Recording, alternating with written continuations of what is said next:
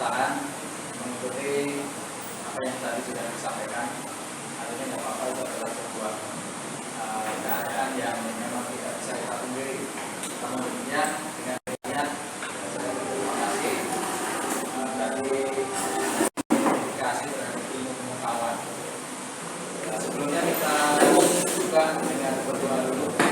Menurut agama dan kepercayaan kita masing-masing, sikap sempurna yang keempat, kita mulai.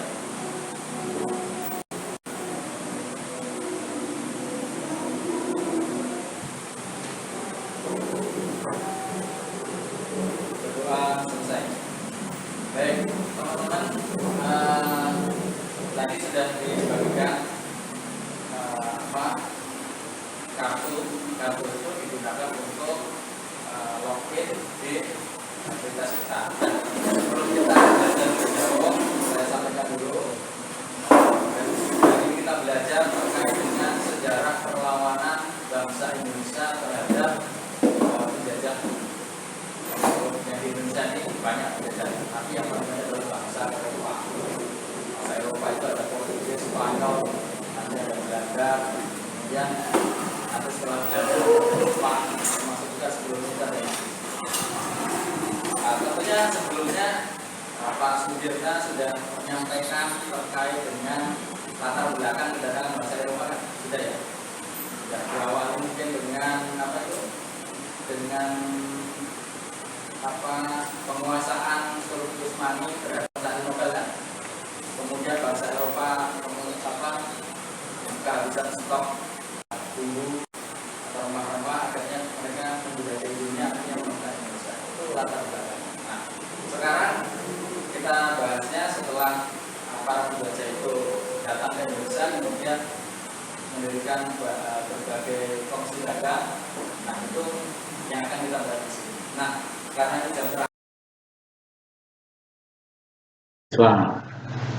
klik sesuai today, kemudian masukkan username, lihat yang ada di kartu pesertanya, username-nya masukkan, password-nya sama, kemudian login. Oke, turunkan ke bawah, masukkan token, kemudian submit. Oke, kalau sudah siap silahkan dimulai kerjakan.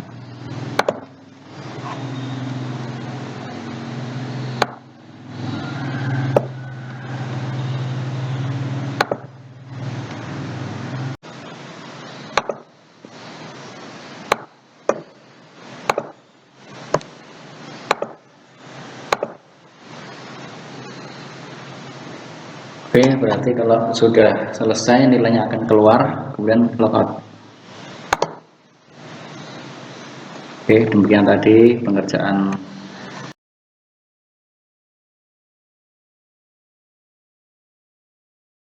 Pak Robi yang bertahan mengikuti apa yang tadi sudah disampaikan.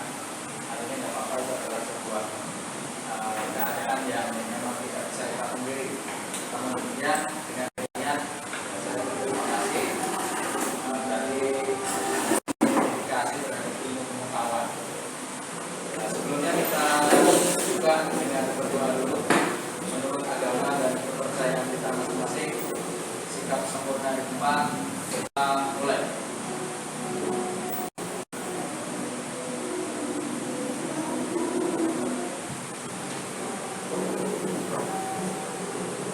Berdoa selesai. Baik, teman-teman, tadi sudah dibagikan kartu itu digunakan untuk login di aplikasi kita. Sebelum kita belajar lebih jauh, saya sampaikan dulu. Hari ini kita belajar terkait dengan sejarah perlawanan bangsa Indonesia terhadap penjajah. Yang di Indonesia ini banyak penjajah, tapi yang paling banyak adalah bangsa Eropa. Bangsa Eropa itu ada Portugis, Spanyol, nanti ada Belanda, kemudian nanti setelah Belanda ada Jepang, termasuk juga sebelum kita ada tentunya sebelumnya Pak Sudirta sudah menyampaikan terkait dengan latar belakang kedatangan bahasa Eropa kan? Sudah ya? Sudah diawali mungkin dengan apa itu? Dengan penguasaan Turki Utsmani terhadap Konstantinopel kan? Kemudian bangsa Eropa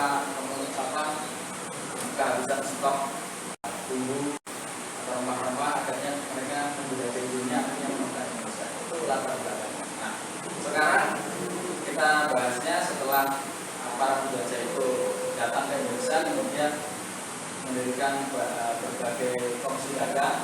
Nah, itu yang akan kita bahas di sini. Nah, karena ini jam terakhir. Teman-teman, sebelum kita pembelajaran, kita lakukan pengamatan dulu, semuanya masuk ke link kolonialisme. Setelah itu klik lihat koleksi, kemudian kita amati sebentar video pembelajaran dengan materi perlawanan bangsa Indonesia terhadap penjajahan. Silahkan ditonton dulu, habis itu kita diskusikan dulu terkait dengan video yang kita amati ini.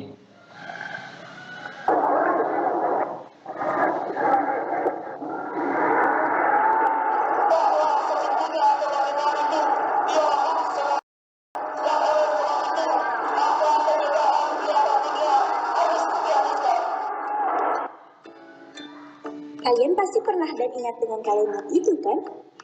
Tahukah kalian bahwa kalimat-kalimat tersebut merupakan wujud komitmen bangsa Indonesia menghapus penjajahan di atas dunia?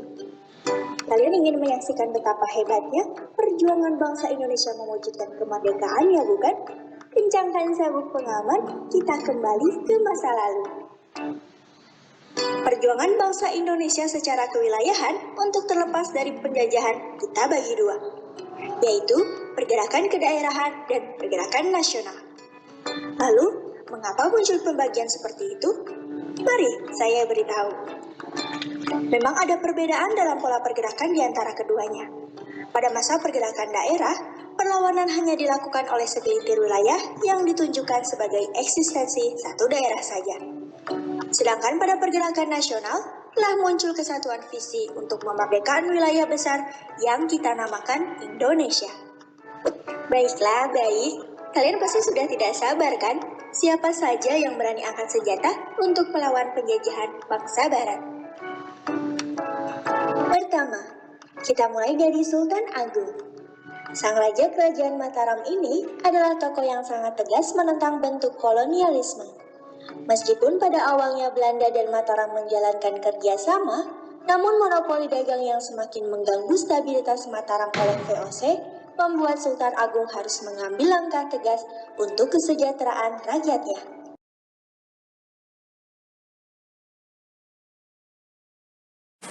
Oke, kalau sudah selesai di dalam mengidentifikasi dan membuat pohon sejarah, maka silahkan persiapkan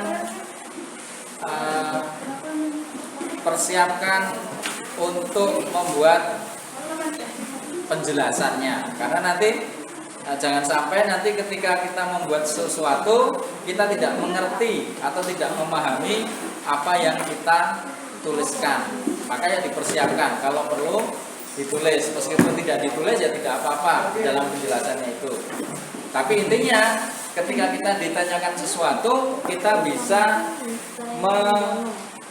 memberi penjelasan terhadap orang yang bertanya, atau mungkin walaupun tidak bertanya tapi karena kita ingin menginformasikan sesuatu, tapi kita bisa menjelaskannya. Silakan.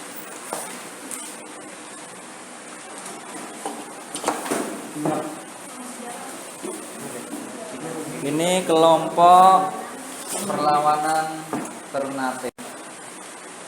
Cuman 5 daun aja? Enggak ditambah? Enggak. Oke, kalau sudah, berarti apa yang kalian tuliskan itu dipersiapkan. Itu maksudnya apa? Boleh ditulis, boleh tidak. Jawabannya? Ya, boleh ditulis, boleh tidak. Tapi nanti ketika ada yang bertanya tentang apa yang kalian tuliskan itu, kalian bisa menjawabnya. Nggak apa-apa salah.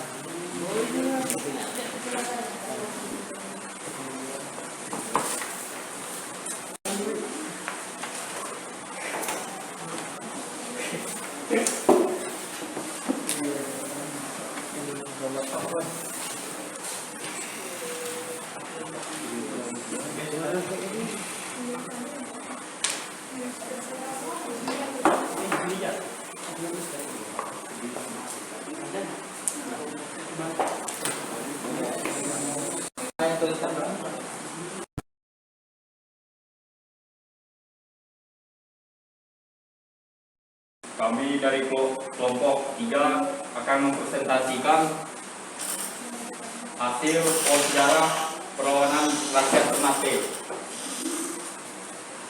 Di sini ada Sultan Babullah, Sultan Ciburi, Sultan Zainal Abidin, Sultan Hairun, dan Sultan Bayanullah.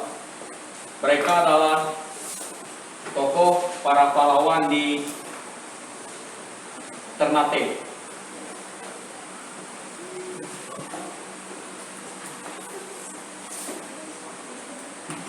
Kalau sudah selesai ditutup. Ya, sampai sini saja kami punya. Oke, tepuk tangan buat. Nah, dari penyampaian di kelompok 3, adakah yang mau bertanya atau mungkin yang membuat sesuatu yang tidak jelas dari tadi apa yang mereka sampaikan? Ada sesuatu kan yang tidak jelas? Mungkin dari kelompok 2, silakan. Yang keras. Sultan itu Zainal Abidin itu dia siapa? Dia siapa gitu, tepatnya apa? Banyak kan. Dalam perlawanan rakyat Ternate.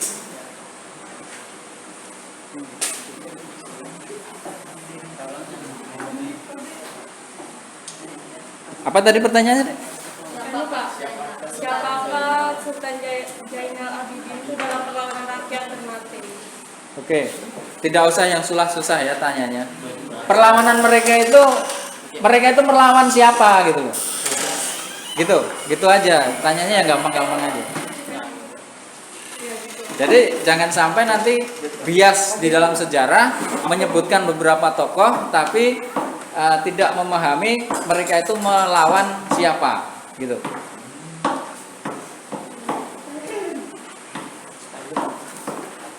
Dari kelompok situ mungkin ada pertanyaan?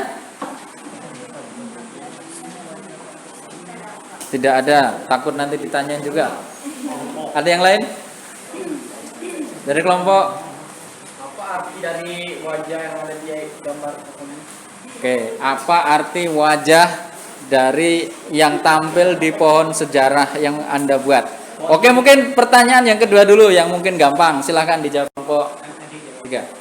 Wajah yang ada pada pohon tersebut melambangkan betapa kuatnya para tokoh pahlawan dari Ternate itu.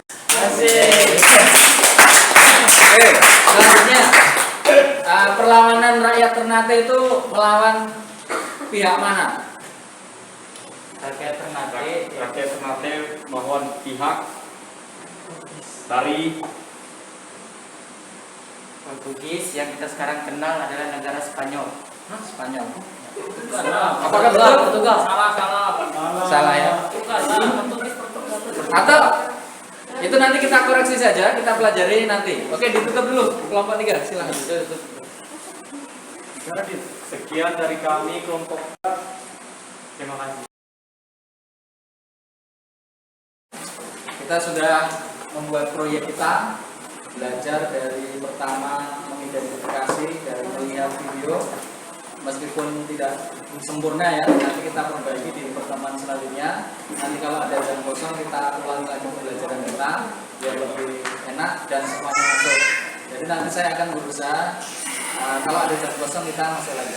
Nah, sampai di sini pembelajaran kita belum maksimal, tapi setidak-tidaknya kita bisa mengidentifikasi sesuatu yang kita anggap penting terkait dengan peristiwa sejarah. Salah satunya tadi ada perlawanan mana tadi? Yang di sini tadi perlawanan rakyat Ternate. Ada perlawanan rakyat Demak. Nah, itu silahkan didalami, dibaca-baca materi modul ajar yang sudah saya bagikan. Itu supaya dipelajari di rumah sehingga nanti kita di dalam post testnya itu bisa mendapatkan nilai yang tinggi meskipun beritanya rendah. Oke, itu mungkin bisa kita simpulkan. Jangan lupa menjaga kesehatan. Pulangnya kalau pakai motor ya hati-hati, jangan ugal-ugalan karena orang tua kita menunggu dengan sangat khawatir di rumah. Setiap orang tua itu ketika anaknya belum pulang itu akan selalu khawatir. Maka kita harus berhati-hati supaya sampai di rumah dengan selamat dan tidak ada Ada pertanyaan sebelum kita tutup? Kalau tidak ada, berarti nanti pertemuan berikutnya kita lanjutkan lagi proyek kita. Masih ada yang belum selesai, jadi proyeknya kita presentasikan. Mungkin dari saya cukupkan sekian. Kita tutup berdoa kepada Allah Tuhan Yang Maha Esa. Menurut agama dan kepercayaan masing-masing, sikap sempurna di tempat, berdoa mulai.